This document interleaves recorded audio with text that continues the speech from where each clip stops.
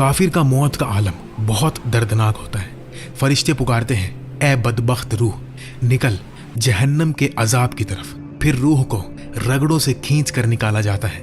जिस्म लरसता है, अंदर के आज़ा उलट पुलट हो जाते हैं। जिस्म रूह को रोकना चाहता है, लेकिन फरिश्ते अल्लाह के हुक्म से जोर से खींच लेते हैं। अब तौबा का वक्त नहीं, ईमान लाने का वक्त नहीं। नबी सल्लल्लाहु अलैहि वसल्लम ने फरमाया, मोमिन की रूह ऐसे निकलती है जैसे पानी मटका से बहता है, बिल्कुल आसानी से।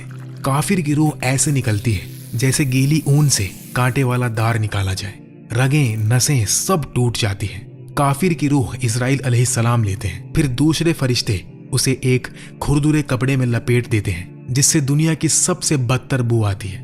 जब वो रूह को लेकर आसमान की तरफ ले जाते हैं, हर फरिश्ते के झुंड से गुजरते हैं तो वो पूछते हैं, ये किसकी गंदी रूह है? जवाब मिलता है, उस इंसान के सबसे बुरे नाम से।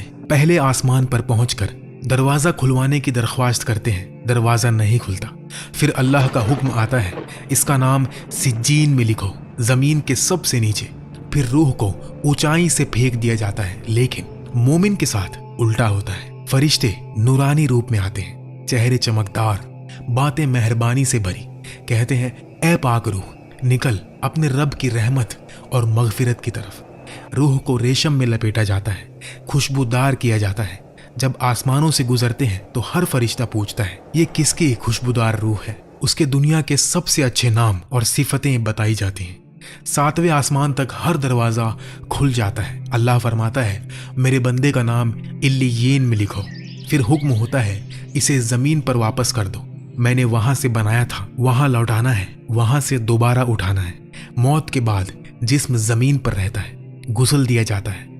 नबी सल्लल्लाहु अलैहि वसल्लम ने फरमाया, अपने मुर्दे को अच्छी तरह गुस्ल दो, क्योंकि रूह अब भी जिस्म से एक अजीब ताल्लुक रखती है। हर कतरा पानी, हर छुअन रूह महसूस करती है। फिर कफन पहनाया जाता है, एक सीधा सफेद कपड़ा बिना सिलाई का। जो शख्स घंटों कपड़े चुनता था, अब सिर्फ 3 कपड़े। जनाजा होता है, नमाज़े जनाजा पढ़ी जाती है, फिर कब्र में उतारा जाता है। पहली मुट्ठी मिट्टी की डाली जाती है।